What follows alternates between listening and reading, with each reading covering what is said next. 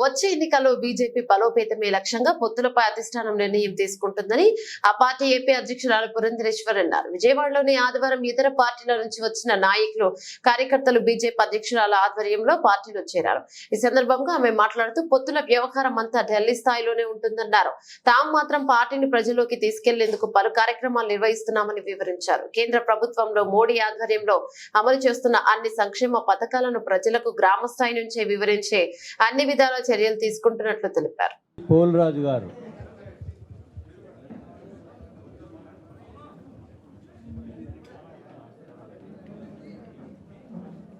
ఉపాధి అవకాశాలు కల్పిస్తాయి కాబట్టి అటువంటి పరిశ్రమల మీద దృష్టి కేంద్రీకరిస్తూ స్థానికంగా ఉన్నటువంటి నైపుణ్యాన్ని గుర్తిస్తూ అభివృద్ధి చేస్తూ తద్వారా పరిశ్రమలు ఏర్పాటు చేసి మన యువతకి ఎప్పుడైతే మనం ఉపాధి అవకాశాలు కల్పించుకోగలుగుతామో కేవలం ఆ ప్రాంతం మాత్రమే కాకుండా ఆ ప్రాంతం అభివృద్ధి చెందటంతో దేశం కూడా అభివృద్ధి చెందేటువంటి అవకాశం ఉంటుందని పదే పదే దీన్ దయాళ్ ఉపాధ్యాయ గారు చెప్పినటువంటి మాట.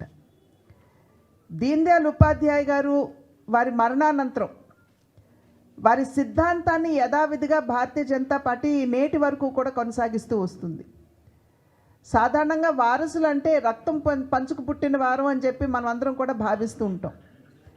కానీ గుర్తించవలసినటువంటి విషయం, ఎవరైనా సరే ఒక మహనీయుడి ఆలోచనలు కావచ్చు, వారి సిద్ధాంతాలని కావచ్చు, వాటిని తూచా తప్పకుండా గనక అనుసరించినట్లయితే అటువంటి ప్రతి ఒక్కరూ కూడా వారసులేనని చెప్పి మనం చెప్పుకోవచ్చు.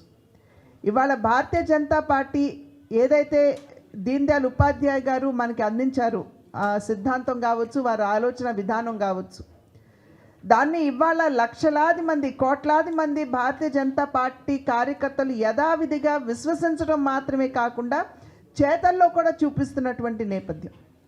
కనుక దీన్ దయాళ్ ఉపాధ్యాయ గారికి కోట్లాది మంది వారసులు ఉన్నారు భారతీయ జనతా పార్టీ కార్యకర్తల రూపంలోనని చెప్పి మనం ఇక్కడ గమనించవలసినటువంటి విషయం. దానిలో భాగంగానే భారతీయ జనతా పార్టీ ఏదైతే ఈ మహానుభావుడు చెప్తూ వచ్చారు, అది స్వదేశీ కావచ్చు, అదేవిధంగా ఈ అంత్యోదయ అనేటువంటి సిద్ధాంతం కావచ్చు, అంటే సమాజంలో ప్రతి వర్గానికి అట్టడుగున ఉన్నటువంటి వారికి కూడా మనం సంక్షేమాన్ని అందించడం అనేటువంటి ఒక లక్ష్యం, ఒక ఆలోచన, దాన్ని నేటి వరకు కూడా భారతీయ జనతా పార్టీ కొనసాగిస్తూ వస్తున్నటువంటి పరిస్థితి. మొన్న మనం చూసినట్లయితే మన కేంద్ర ఆర్థిక మంత్రి నిర్మలా సీతారామన్ గారు ఒక వైట్ పేపర్ని వారు దేశం ముందు పెట్టారు. ఆ వైట్ పేపర్ని కనుక ఒక్కసారి క్షుణ్ణంగా మనం చూసినట్లయితే ఏ రకంగా తూచా తప్పకుండా ఆనాడు ఏదైతే చేస్తే బాగుంటుంది అని వారు చెప్పారు, ఏదైతే మార్గనిర్దేశకత్వం వారు చేశారు, ఏదైతే ఆలోచనకి పునాది వారు వేశారు, దాన్ని తూచా తప్పకుండా నేటి వరకు కూడా భారతీయ జనతా పార్టీ నాయకత్వంలో ఉన్న ఎన్డీఏ ప్రభుత్వం అధికారంలోకి వచ్చిన నాటి నుండి 2014 నుండి 2019 నుండి నేటి వరకు కూడా కొనసాగిస్తున్నటువంటి వైనాన్ని ఒకసారి ప్రజలందరూ కూడా గమనించాలి అని చెప్పి చేస్తున్నటువంటి అభ్యర్థన.